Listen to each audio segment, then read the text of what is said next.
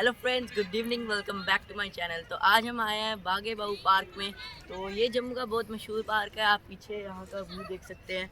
अभी सनसेट होने वाला है। तो पहले के टाइम पे यहाँ पे सभी फैमिलीज़ अपने बच्चों के साथ वीकेंड में पिकनिक मनाने आया करते थे। पर अब तो आप सबको पता है कि लोग गेम्स वगैरह, नेटफ्लिक्स, उसी में घर पे बैठे रहते हैं। तो यहाँ पे आइए, इस पार्क को एक्सप्लोर कीजिए। तो मैं भी यहाँ आया हूँ, बहुत मज़ा आ रहा है क्योंकि हमें हफ्ते भर पढ़ाई का स्ट्रेस, ट्यूशन वगैरह होती हैं, तो इसलिए आइए बस।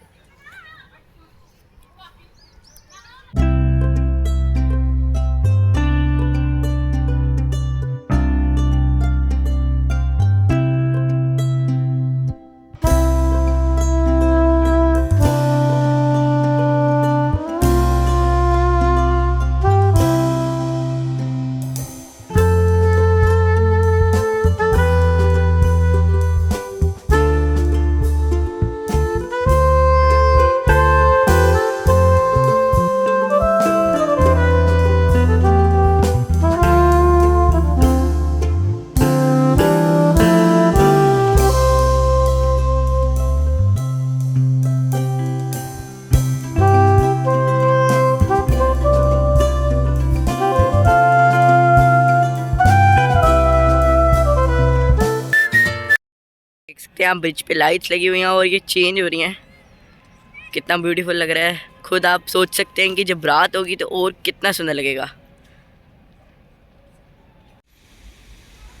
Now you can see the beauty of bridge. This is our Jammu.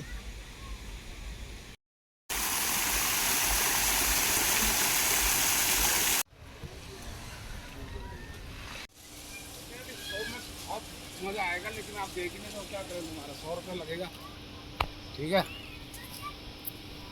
आप देख सकते हैं यहाँ पे भी लाइट शो हो रहा है। नमस्कार। वो हमारे सामने जहाँ पे जम्मू स्टेडियम है, और ये आप देख सकते हैं कि ब्रिज कितना ब्यूटीफुल लग रहा है। तो भी शुरू हो चुका है लाइट शो।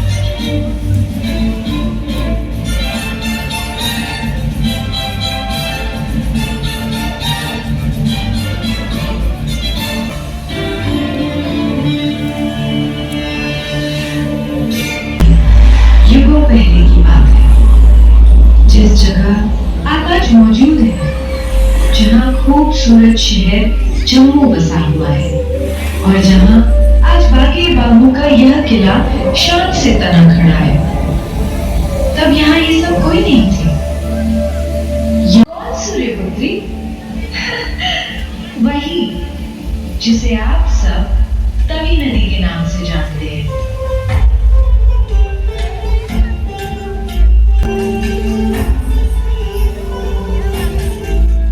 मेरा जन्म हुआ कपिलाश कुंड से, जिसमें सदा चमकते सूर्य को लोग मेरा पिता कहते हैं।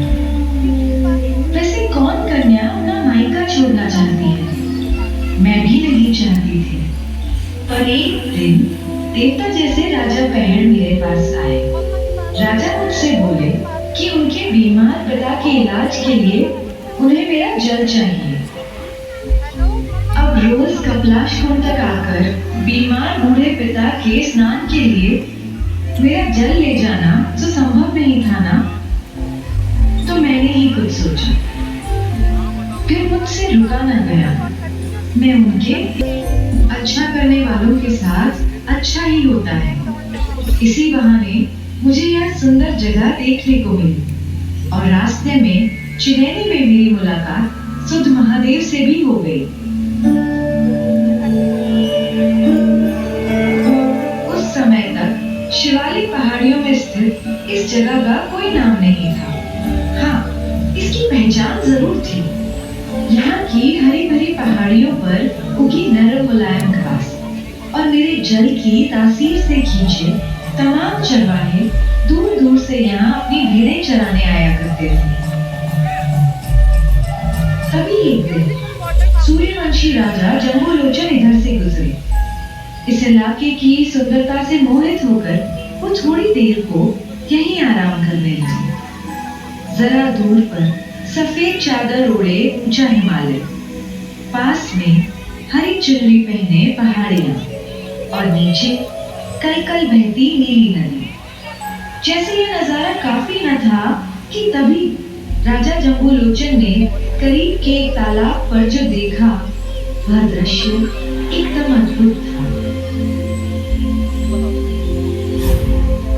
राजा जम्बूलोचन को ये नजारा छू गया। जिस जगह एक बाघ और बकरी साथ पानी पी सकते हैं, जहाँ एक शेर भी एक भेड़ को मारने से बख्श देता हो, जहाँ एक अपनी राजधानी बनानी चाहिए, तभी तो इस प्रदेश के हर निवासी को बराबर का इंसाफ, बराबर की हिस्सेदारी और बराबर का दर्जा मिल सकेगा।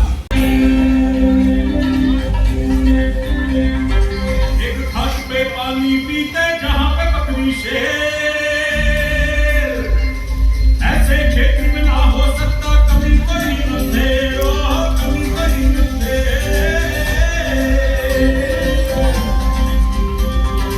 एक खाक पे पानी पीते जहाँ पे बकरी शेर, ऐसे क्षेत्र में ना हो सकता कभी कोई अंधे, कभी कोई अंधे। अपनी नाई की राह पर चलते हुए मेरे दूसरे तट पर एक और नगर और कोट की नींव रखी और इस तरह एक घर की तामीर शुरू हुई इस बाबूलोचन के किले की।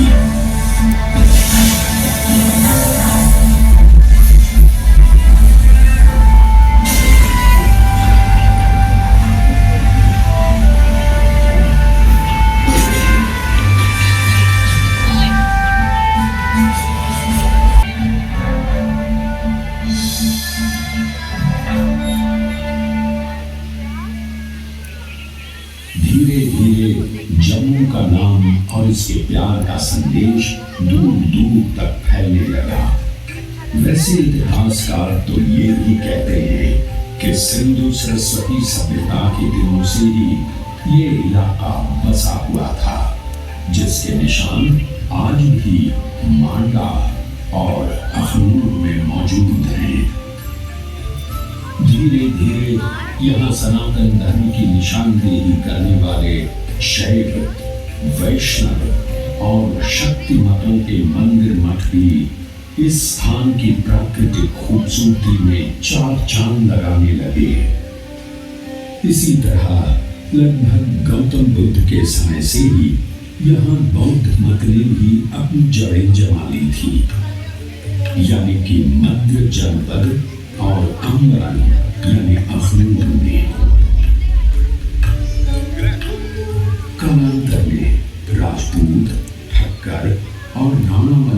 शासकों के हाथों इस क्षेत्र में अमन चैन शांति का ऐसा दौर आया कि दूर दूर से आए व्यापारियों के कारवां और सैलानियों के झुंड यहाँ की वस्तुओं, कलाओं और शोहरत को चारों दिशाओं में फैलाने लगे। इतिहास बताता है कि धीरे धीरे यहाँ के राजाओं ने जम्मू प्रदेश को छोटी छोटी रियासतों में बांटकर नगर नगर कोटों को बसाया और उनको भारतीय नगर शैली वास्तुकला में निर्मित मंदिरों, महलों, हवेलियों तथा तालाबों से सुसज्जित किया। 16वीं सदी में राजा अवतार देव ने इस इलाके को अपनी राजधानी बना लिया और फिर राजा ध्रुवदेव के हाथों शुरुआत हुई जम्मू जामवाल राजवंश की। अब तो जम्मू मंदिरों, मज़ारों, सूफियों, महंतों का पवित्र स्थान बनने लगा। पर सब में बहुत ऊंचा स्थान हमेशा से रहा बागे वाली माता महाकाली का। 8वीं सदी में अयोध्या से यहाँ लाकर स्थापित किया गया था। साथ ही महान महात्म्य रहा है पास ही कटरा में त्रिकूट पर बसी माता श्री वैष्णो देवी का।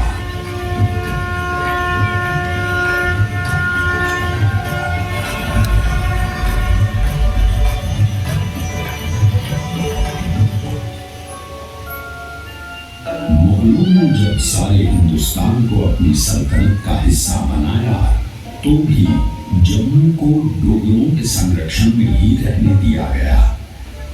मध्य 8वीं सदी में राजा रणजीत देव के वक्त में जम्मू की डोगरा रियासत फलने फूलने लगी और उन्होंने तब ही मुबारक मंडी के महलों की नींव रखी। राजा रणजीत देव ने आसपास की 22 रियासतों को जोड़कर एक मजबूत राज्य स्थापित किया और जम्मू शहर दारुल अमन या शांति स्थान कहलाने लगा और यहाँ शांति पाने और अमन के साथ काम करने के लिए हर मजहब के लोग आने और बसने लगे। जहाँ मौलानी बेगम जैसे बड़े लोग यहाँ आ बसे तो वहीं हजारों कारीगर, दस्तकार, कलाकार भी जिनके नाम पर जम्मू में आज भी कई मोहल्ले मौजूद हैं। उधर पास के पंजाब में सिखों का वर्चस्व शुरू हो चुका था। धीरे धीरे जम्मू भी पंजाब केसरी महाराजा रणजीत सिंह के राज्य का हिस्सा बन गया। पर डोगरा राजपूत राजा रणजीत देव की चौथी पीढ़ी से जहांगीर किशोर सिंह की बहादुरी और ईमानदारी को देखते हुए रणजीत सिंह ने किशोर सिंह को जम्मू राज्य की बागडोर सौंप दी। किशोर सिंह के बेटे गुलाब सिंह तो पिता से भी और आगे थे। उन्होंने किश्तवाड़ और राजौरी जैसे उत्तर पश्चिमी सीमा पर नए इलाके सिख साम्राज्य में शामिल किए। गुलाब सिंह ने वीर हरि सिंह नलवा के साथ मिलकर सिख साम्राज्य की उत्तर पश्चिमी सीमा पर पठानों की फौज को भी खदेड़ कर भगाया।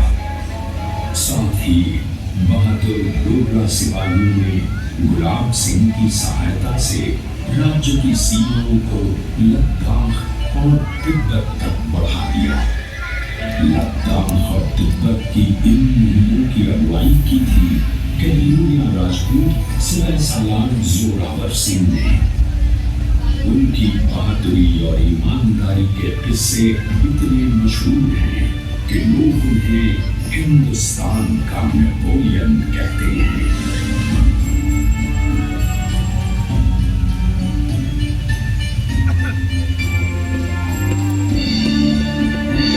1822 गुलाब सिंह के जम्मू के राजा की गद्दी पर बैठने के बाद इस शहर की किस्मत और चमकने लगी। गुलाब सिंह ने अपने राजा बनने का श्रेय गुरु प्रेमदास की भविष्यवाणी को देते हुए उनकी याद में जम्मू शहर के निकट गांव सून सिवली में रघुनाथ मंदिर का निर्माण करवाया। इस मंदिर के भित्ति चित्र जम्मू कला के उत्कृष्ट नमूने माने जाते हैं।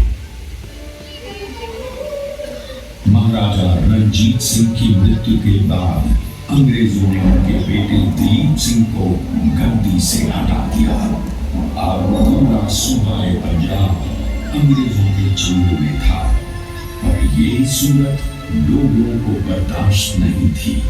इसलिए राजा गुलाब सिंह ने अंग्रेजों से अमृतसर में एक संधि की। इस करार के मुताबिक एक नस्ली घोड़ा, 3 सोने के ताज से कढ़े कश्मीरी शाल, 12 पश्मीना भेड़ें और 75 लाख रुपए नकद का नजराना ईस्ट इंडिया कंपनी को देकर राजा गुलाब सिंह ने जम्मू कश्मीर और लद्दाख को अपनी खुद मुख्तारी में ले लिया और वो रियासत जम्मू कश्मीर के पहले महाराजा बने। महाराजा गुलाब सिंह के बाद उनके प्रतिभाशाली बेटे रणवीर सिंह ने, जो एक बहादुर राजा के साथ साथ धार्मिक एवं जागरूक प्रवृत्ति के व्यक्ति थे, जब जम्मू कश्मीर की बागडोर संभाली तो उन्हीं के जमाने में इस किले यानी किलाए बाबू को फिर से नई तरह से बनाया और सजाया गया। अब जम्मू में भी नए महल, नए बाग, नई इमारतें तामीर की जाने लगी। रणवीर सिंह ने धार्मिक स्थलों का पुनर्निर्माण किया और साथ ही पुरमंडल व उत्तर वाहिनी में मंदिर श्रृंखलाओं का भी निर्माण करवाया। मंदिर के साथ मां गंगा की बड़ी बहन मानी जाने वाली नदी देवक के तट पर संस्कृत पाठशाला स्थापित की।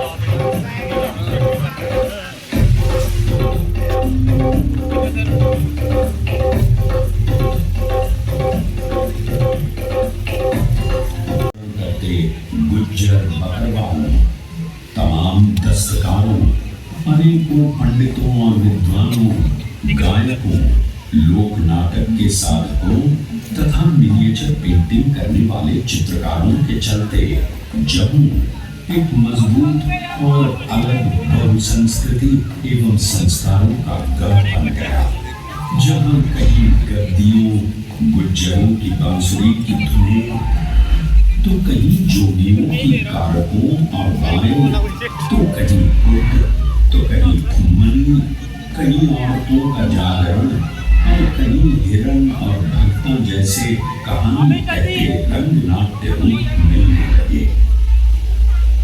मगर कुछ कहानियां ऐसी भी हैं जो इतिहास के भी पहले की है, इसीलिए आगे की कहानी मैं सुनाती हूँ। महाभारत के समय मेरे किनारे पांडवों की सेना ने डेरा डाला, क्योंकि अश्वमेध यज्ञ में छोड़ा उनका घोड़ा इधर ही चला आया और फिर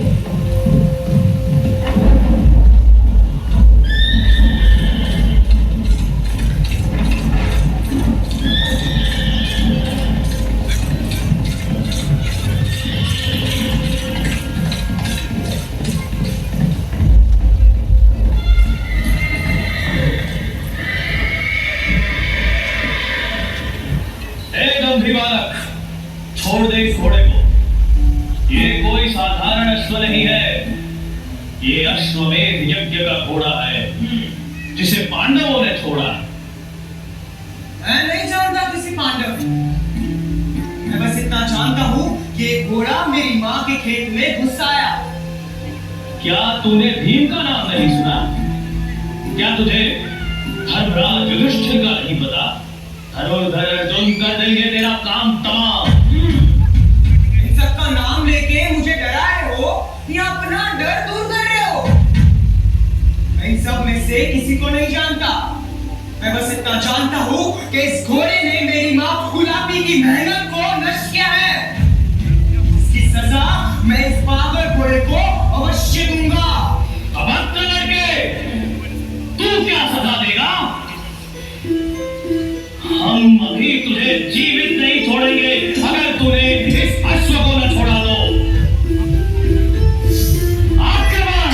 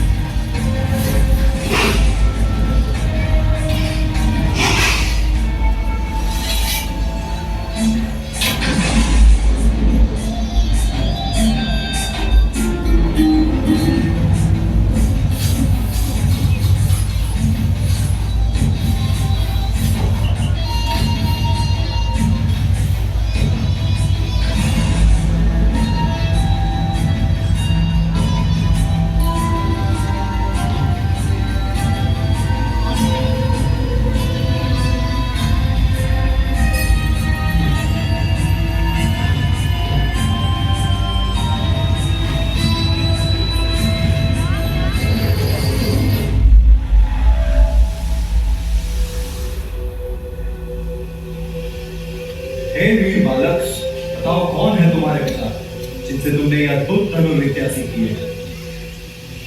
मैं किसी पिता को नहीं जानता। मेरी माँ ही मेरी परम पूज्य गुरु है जिनसे मैंने सारी धनुर्विद्या सीखी। मान केवल दूसरों की कपौती नहीं हूँ। घोड़ा चाहिए तो युद्ध करना होगा। तो फिर हालो अपना अस्त्र।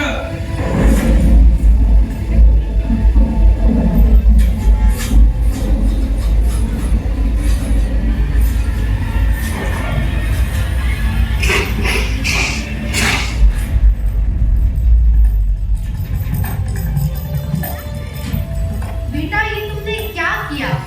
कि तुम्हारे पिता वीर अर्जुन है, तुमने इन्हें ही धराशायी कर दिया? हे माता, मुझसे बहुत बड़ी भूल हुई। अब आगे बताइए, मैं क्या करूं? इसका एकमात्र उपाय है पाताल लोक जाकर नागमणि लाकर इन्हें जीवित किया जाए।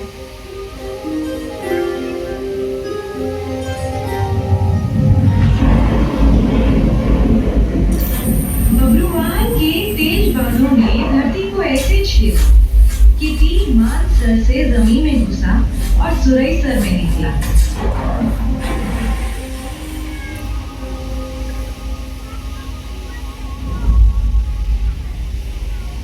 और इस तरह बनी मानसर की अतः झील और सुरंगसर यानी सुरईसर झील।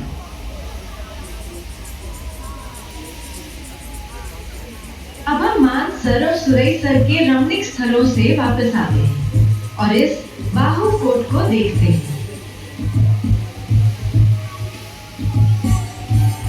यह कद्दावर किला, इसकी 8 बुर्जियां, मजबूत दीवारें, प्राचीरें, पहरे की मीनार, तालाब और दुर्ग की रक्षा के लिए बना बारूद खाना और अभेद कैद खाना। किले के बाहर से जम्मू नगर का विहंगम दृश्य देखने को मिलता है। इनमें है मुबारक मंडी, अमर महल और हरि निवास और मंदिर कलशों की श्रृंखलाएं।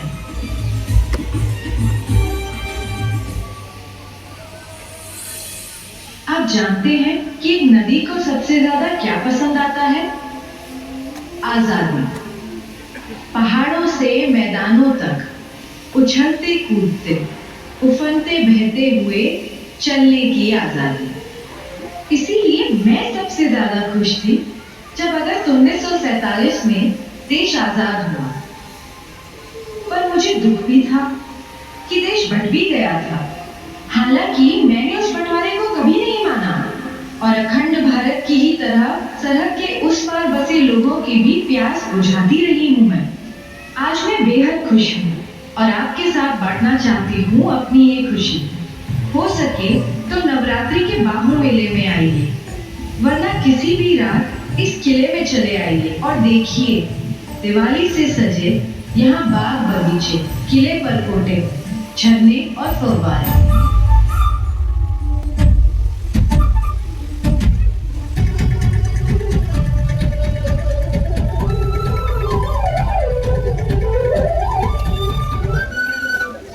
किले के नीचे मेरे करीब ही बने देश के सबसे बड़े अंडरग्राउंड एक्वेरियम में जरूर आइए।